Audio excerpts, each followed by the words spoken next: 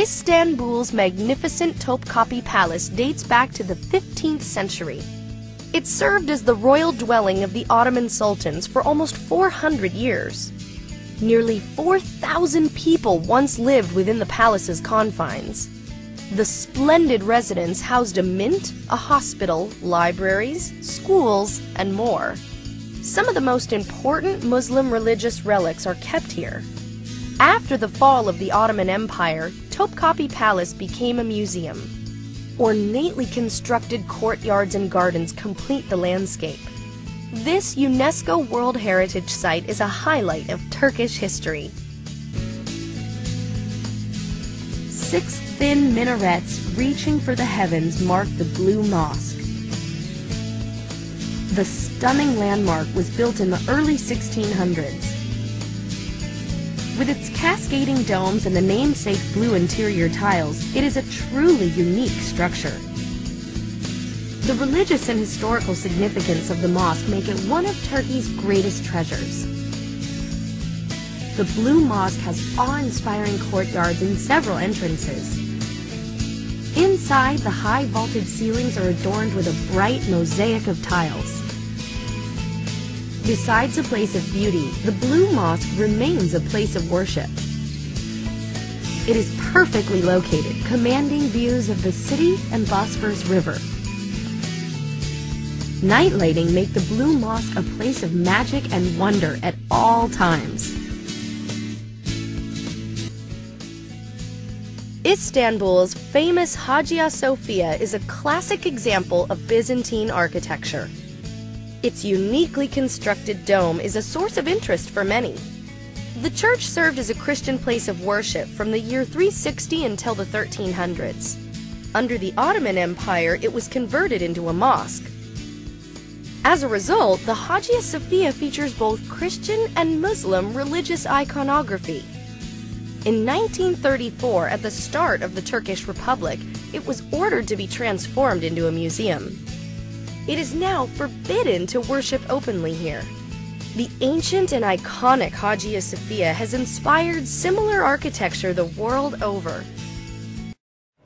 Hello everybody, my name is Saffet Emre Tonguç. I'm a professional tour guide and a travel writer.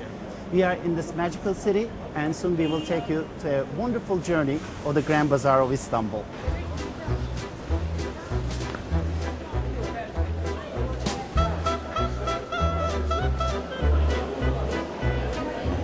Well, Grand Bazaar is one of the oldest bazaars in the world, which was founded in 1461 after the Turks conquered the city. And actually there are 4,000 shops and approximately 30,000 people work here, and each day somewhere between 150,000 to 400,000 people visit the Grand Bazaar. Well, in the past the Grand Bazaar was composed of many bedestans, which were the shopping centers. Then what they did was they built the alleyways and the corridors, and they have connected all those bedestans. So from the main street, if we take the first right, we will reach to one of them, which is called the Sandal Bedestan. And sandal in Turkish means fabric, because in the past it was the place where they were selling the fabrics. This is one of the beautiful kaftans that you can find in the Grand Bazaar. Actually, one of the most important words in the bazaar is siftah. Siftah means the first sale of the day. And that's very important for the merchants in the bazaar. And of course there is a bargaining, but don't expect to have a lot of discounts, but there is always bargaining, and bargaining is a part of daily life in the bazaar.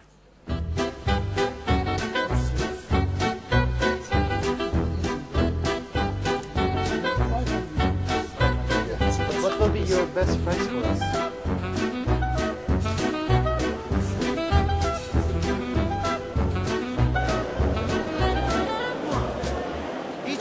Like in every Muslim country, there is a sacrifice festival in Turkey, and millions of sheep are sacrificed and the meat is distributed to the poor people. That's why we have a surplus of leather, and we've got some of the best leather bags and leather jackets that you can find in the world in this part of the Grand Bazaar.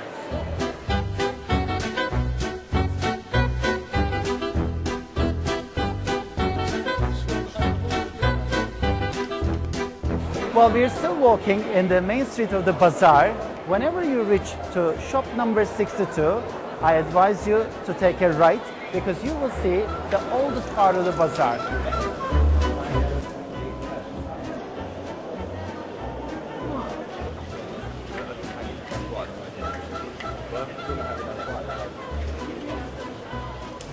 We are in the oldest part of the bazaar, and you can always find very nice cafes in the bazaar where you can enjoy a cup of Turkish coffee or a refreshment.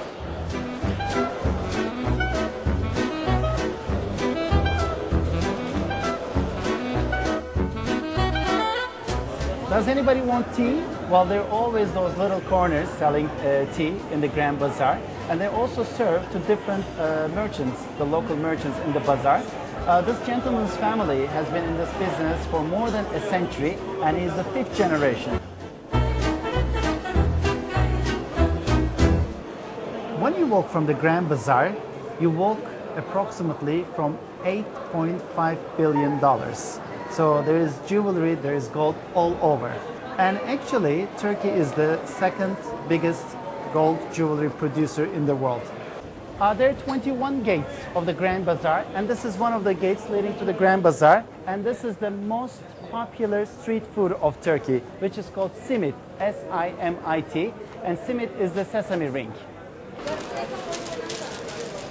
This is one of the hans. It is called Zincirli Han, and there are 17 hans in the Grand Bazaar.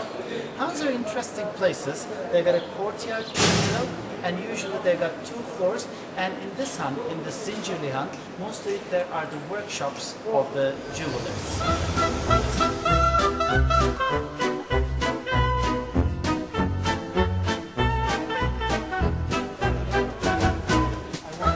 Also, one of my favorite carpet shops of the city, which is called Punto, and it is located in an Han which dates from 1620.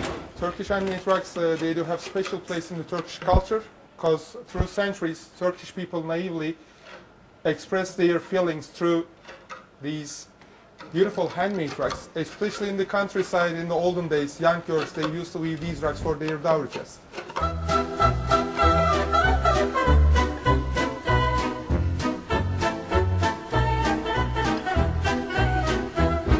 Istanbul is the city of the surprises. You can find everything here.